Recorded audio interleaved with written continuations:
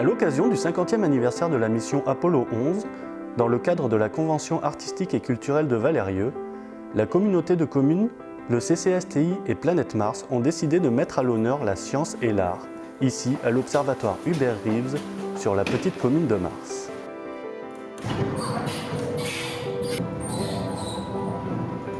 C'est un nom prédestiné. Et il y a quelques années, là, en 2001, il y a des astronautes qui sont venus ici de façon à ce que l'homme puisse mettre le pied sur Mars. Et derrière ça, il y a des gens qui ont commencé à faire un festival, à faire de l'animation pour le grand public.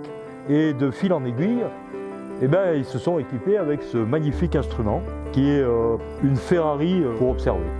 C'est vraiment excellent. Afin de réaliser ce projet art-science, à la fois révélateur de l'identité du territoire et à visée expérimentale et créative, des événements variés sur le thème de l'astronomie ont été organisés tout au long de la semaine du 15 au 20 juillet 2019.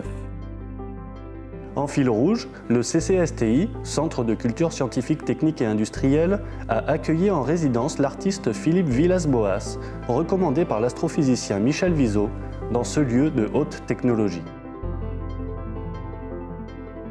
Ça m'intéresse dans la pratique, essentiellement à l'usage qu'on a des technologies et à leurs implications sociales, politiques, environnementales, psychologiques, esthétiques aussi. Cette semaine de résidence a permis à l'artiste de profiter de moyens techniques de création par la collecte d'images de la voûte céleste via le télescope de Mars et de proposer une approche ludique et créative des sciences par le biais d'un instrument hors du commun, l'astrophone. J'ai créé l'année dernière un instrument de musique en relation avec les étoiles. L'instrument en fait est un orgue de barbarie, une boîte à musique, une petite boîte à musique qu'on manipule à la main, relié à un algorithme. Cet algorithme, en fait, au lieu de lire comme dans les orgues de barbarie traditionnels, un papier perforé, dans mon cas, en fait, l'algorithme permet de tout simplement transformer la lumière en son.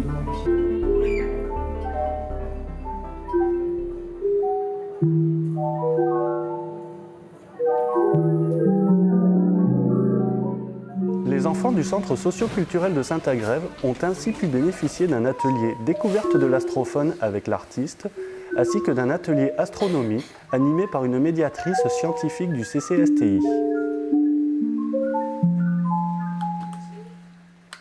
L'objectif, c'était qu'ils découvrent un petit peu Mars.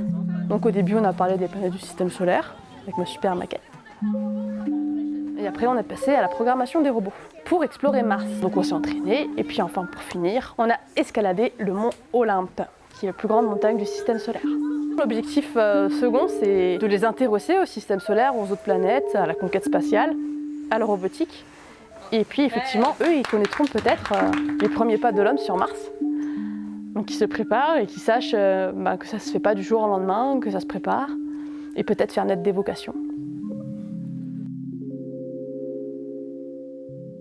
Cette première résidence, à la fois pour Planète Mars et pour l'artiste, dans un outil aussi pointu et particulier, a ouvert des pistes de collaboration futures autour de cet outil avec le CAM, Club d'astronomie de Mars, mais aussi avec la Fabritech, le Fab Lab du Cheylard.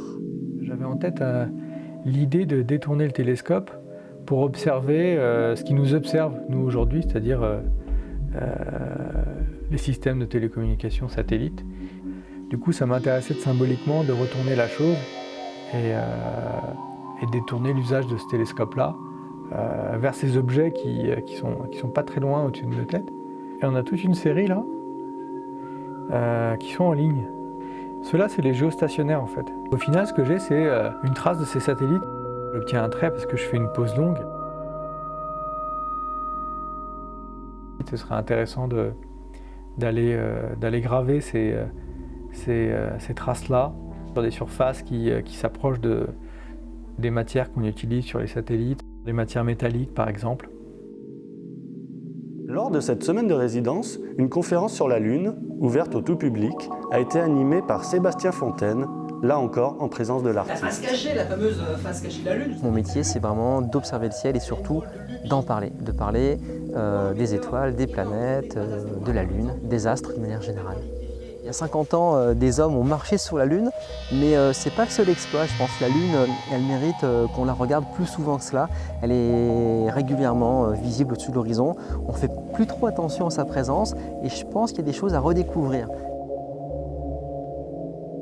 Une éclipse de lune étant au rendez-vous ce jour-là, le public de divers horizons a pu observer le ciel grâce aux passionnés du CAM.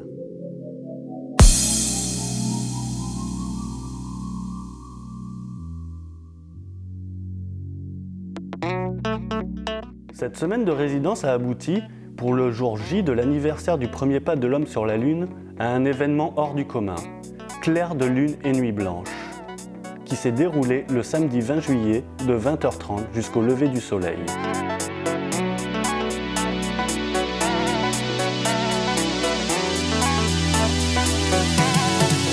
Dans le but de créer du lien sur le territoire entre la démarche artistique et les propositions scientifiques et de croiser les publics locaux et touristiques, cette nuit a été l'occasion pour plusieurs centaines de personnes de découvrir l'astrophone en présence de son créateur.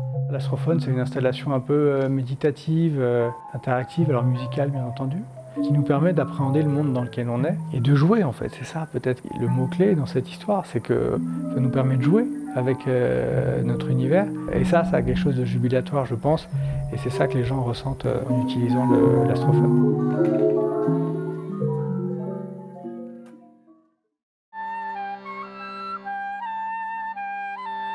Les nombreuses personnes présentes ont également pu assister, levées dans des chaises longues, à une performance musicale de Damien Sabatier, saxophoniste stéphanois, en partenariat avec la SMAC 07.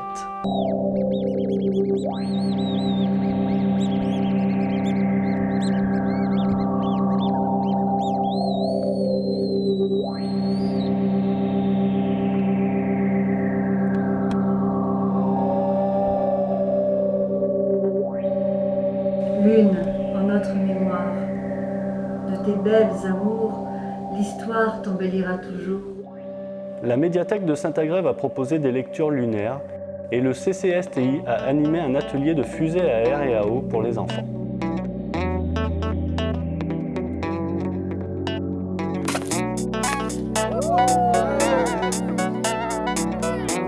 Tout au long de la nuit, le CAM a proposé des observations au télescope, des mini-conférences sur la Lune ainsi que des visites de l'observatoire, et le documentaire Moonwalk One de Théo Kamek a été projeté.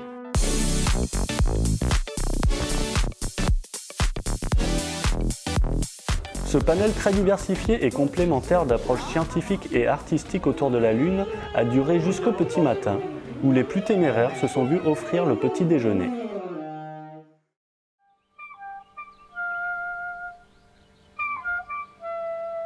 Si cette soirée fut incontestablement le point d'orgue, ce projet a véritablement fédéré des acteurs différents tout au long de la semaine et a fait se rencontrer les publics qui n'étaient pas forcément voués à se croiser. En somme, ce fut une démarche transversale entre la culture, les sciences, le tourisme et l'art, qui a pu voir le jour grâce à la Convention d'éducation artistique et culturelle de Valérieux. Et ben nous voilà au petit matin sur le site de Planète Mars après cette nuit dédiée aux 50 ans d'Apollo 11. Une nuit faite d'observations, de concerts, d'ateliers de fusées à eau, de visites de la coupole, de l'astrophone, des lectures lunaires, un programme très chargé, beaucoup de public qui est venu à notre rendez-vous et ça pour nous c'est super important. On a eu plus de 400 personnes là sur l'événement.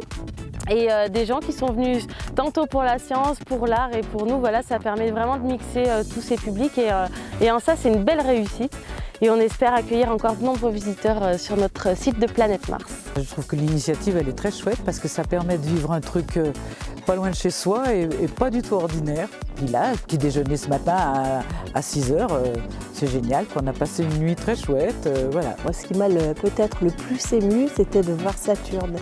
Ah, c'était vraiment fabuleux. Il y avait des nuages tout autour de nous, mais pas au milieu. Du coup, c'est comme si on avait un clin d'œil du ciel, tu vois, qui était que pour nous. Et c'était vraiment à part. J'ai vraiment vécu ça de manière très... je sais pas, enfin, ça m'a transporté.